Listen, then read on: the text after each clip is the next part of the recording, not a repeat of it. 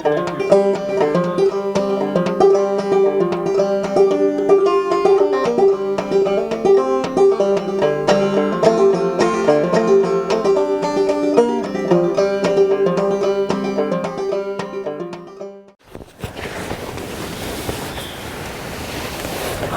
so this is the next day now, and just finished opening up this hide after the third braining overnight. If you have a thin hide, you know, 2 brainings would probably be enough, really. It just takes a little experience, you know, to just get a feel for how it feels in your hand when it's brained enough. Definitely feels a little silkier. And when you open it up, you know, you can definitely start feeling the softness of it. And so now what we need to do is for the hide to dry. And so after you open it up, you probably want to hang it out for a while just so that it dries, because there's still a lot of moisture and you can feel it in your hand. You know, that it has a lot of moisture in it. So I actually hung this hide for, you know, 30 minutes or an hour, maybe even. But you really need to be aware of where your hide is at all times. It's not something that you can start and then start doing something else and forget about it. Because your hide will dry to a point where if you don't work it before that point, it will just be stiff and there's nothing you can do about it except start over.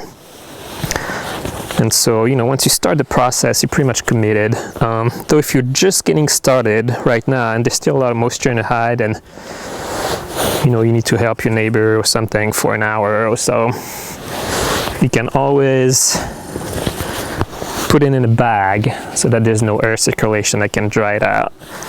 You know, and for an hour, it's fine.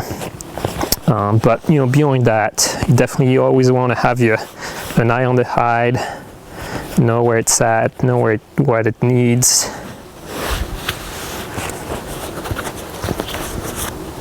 And I'll just be committed to finishing it. So, you know, depending on the temperature and the humidity level, you know, it may take 4, 5, 8, 10 hours, you know, in really bad conditions to tan a hide. And so you just need to be prepared for that, you know, just have food ready so that you can eat fast if you need to.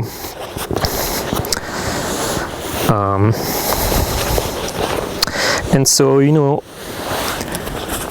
the idea is that you pretty much, once you know what you're doing and you get a feel for what's going on, you want a hide to dry as fast as possible. And so, you know, if it's like 95 degrees outside with just 20% humidity and a slight breeze, those are like the perfect conditions for your hide to dry fast. If you're just getting started, you may want an environment where the hide doesn't dry quite as fast, just so that, you know, you have time to take breaks and can assess the situation and know what's going on. And so, you know, in the 80s, mid-80s, it's probably a good temperature for that. You know, the more windy it is too, the faster it will dry. But, you know, below 70 degrees or something, it gets to be too cold, and it takes a long time for a hide to dry, and so I don't really recommend that. And so, yeah, what's going on is pretty amazing transformation, you know, and there's just nothing that a camera can show you, really. It's a very tactile thing, you know, that you feel the hide transforming in your hands. But what's going on is that we lubricated the fibers in the hide, and in the hide there's glues, you know, which is why it dries hard and stuck together if you don't work it. And so after the braining, we're lubricating it, and now the idea is that when the hide is too wet, well, when the hide is very wet, so you remember the 3 colors that I showed you yesterday, like the bluish colors is when it's too wet, and so that's when the glues are completely dissolved into the hide. And so working those blue parts doesn't do anything. what we want to do is wait until the glues are just barely starting to set between the fibers, and then pull them apart so that they don't set between the fibers and get them stuck together. And so, that's when your hide starts turning this tawnish color. That's when it's starting to do that. And so that's when you stretch it, and then it turns it, into white when the fibers are stretched. But still, when it's white, that doesn't mean that it's done, because there's still a lot of moisture, and you can tell that if you pull, the hide just stays where it's at. It doesn't bounce back. So it's not dry until it bounces back. And so you can't stop working the hide. Well, not gonna qualify that in a minute, but you can't really stop working the hide and call it good before the hide is completely dry, which means that it does bounce back when you pull it. But different areas of the hide are gonna dry in different ways, depending on their thickness and on their position. And of course, the thinner areas of the hide will dry first, and those are generally the edges, especially the belly area or the leg areas will dry pretty fast. And then the main body of the hide may dry fairly fast after that. And then depending on how thick the hide is, the neck area can be really thick and take a long time, like sometimes 2 or 3 hours more than the rest of the hide. And then the rump area can take a while too, though not as long as the neck generally, but pretty close. And sometimes the spine can take a while too. And so, that's why it just takes so long, and that's why you need to keep an eye on what's going on, because if the hide was uniform, then everything would just, barely start to dry at once, and we just need to pull it in all directions at that one precise moment, and the hide would be done. But because all areas of the hide dry at different rates, and it is kind of difficult to tell, when you reach that critical point, then you need to spend quite a bit of time working it. And I'm just going to give you an idea of the way it's going to go.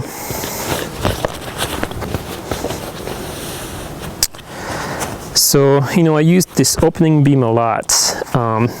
So, you start seeing how the hide changes. So I showed you yesterday that when you look on the flesh side, it turns white pretty readily as soon as you stretch the fibers.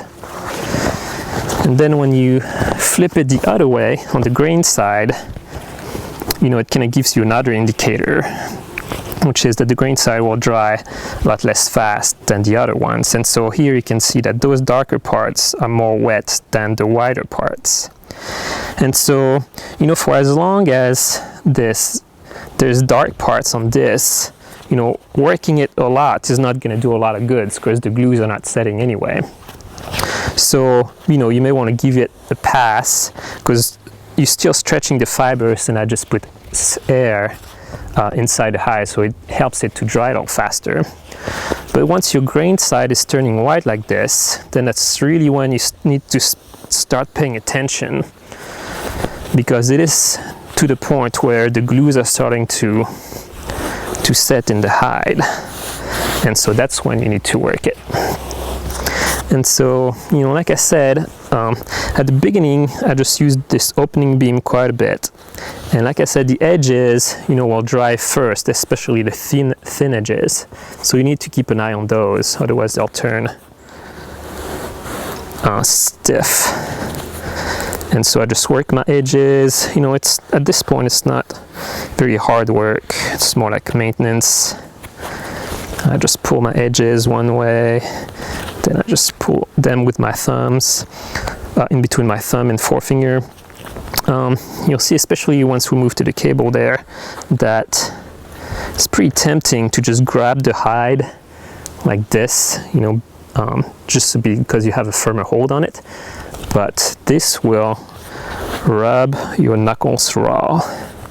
The hide is amazingly abrasive, and you will bleed in no time and just put a ton of blood on your hide, which is not necessarily something you want. And so, I always try to use the pads of my fingers to hold the hide, not expose my knuckles to the hide. And so, at this point, all the parts that are white already, and I'm just gonna give them a brief once over. I just stretch my edges, pull toward the center.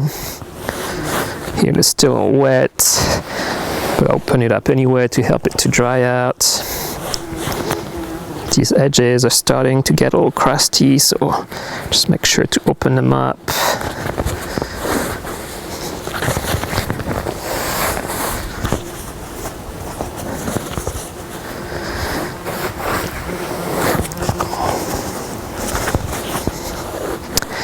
And so at this point,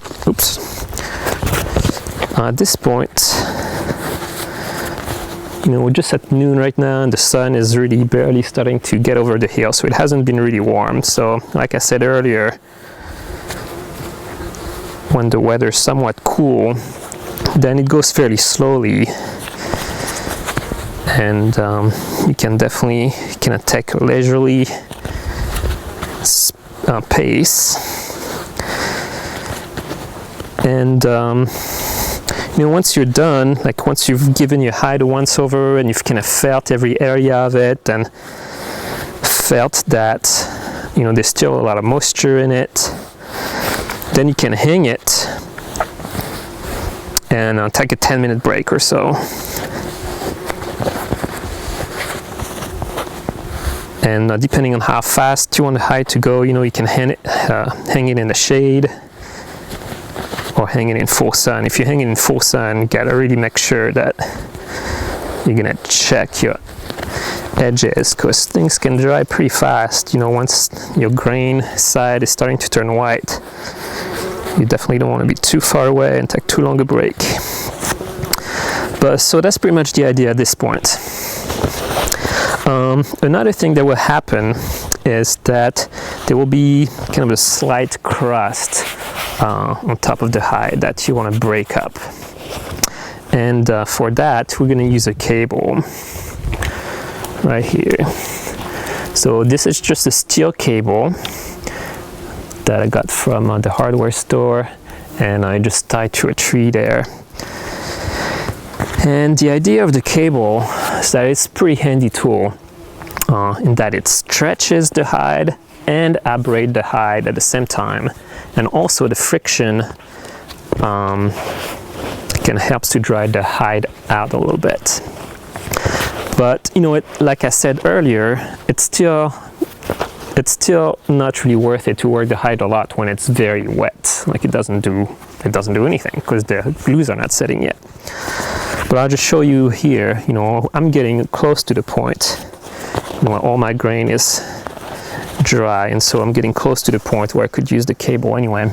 But the cable is nice to just stretch the entire hide. And so, a little later in the process, when my edges will be a little drier, I can just take the edges and stretch it like that back and forth. And for thin edges, I don't want to pull too hard because they will tear. Same thing around holes, so if there's a start of a tear, you may want to be careful and just really do a thin job. So once your edges starts getting a little crusty, you can go all the way around your hide, braiding it like this. So all the way around. And also, you could give it a once over, and so when you start from the top, you can fold it neatly.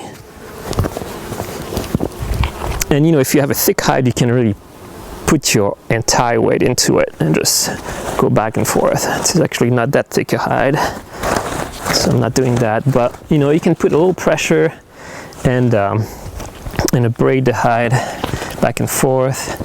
If the hide is too wide, you can Just take it from the middle, pull it through, and then you do the other side.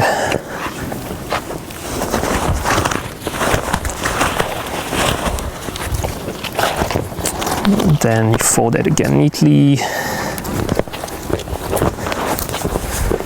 and just keep on going.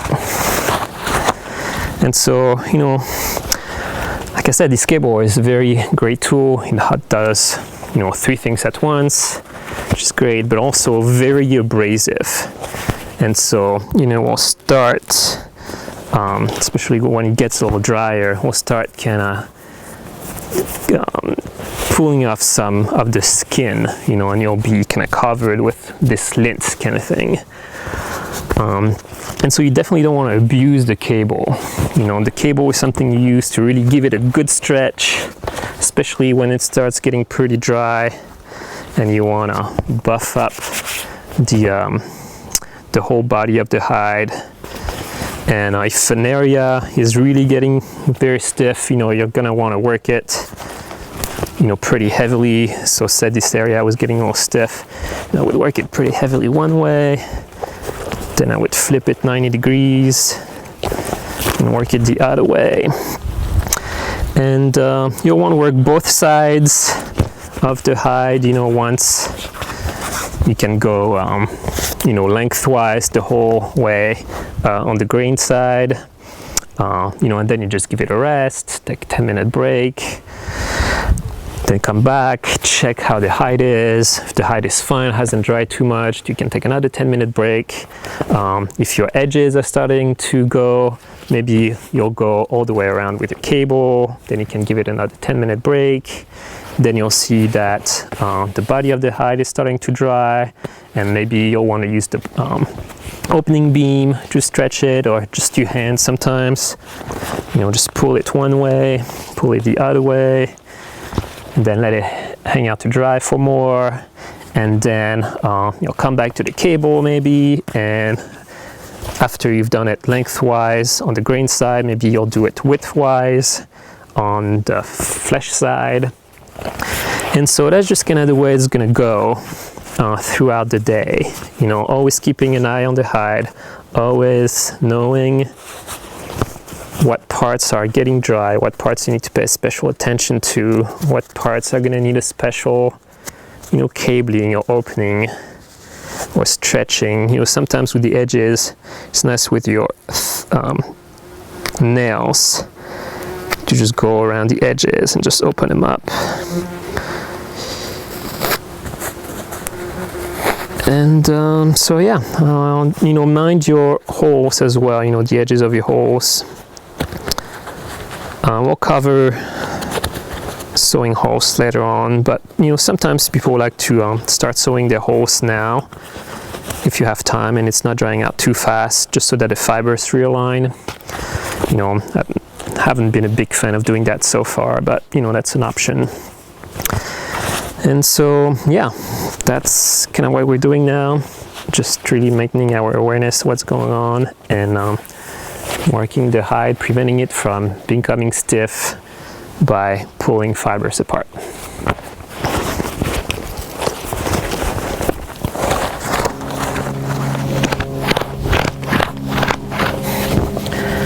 Okay, so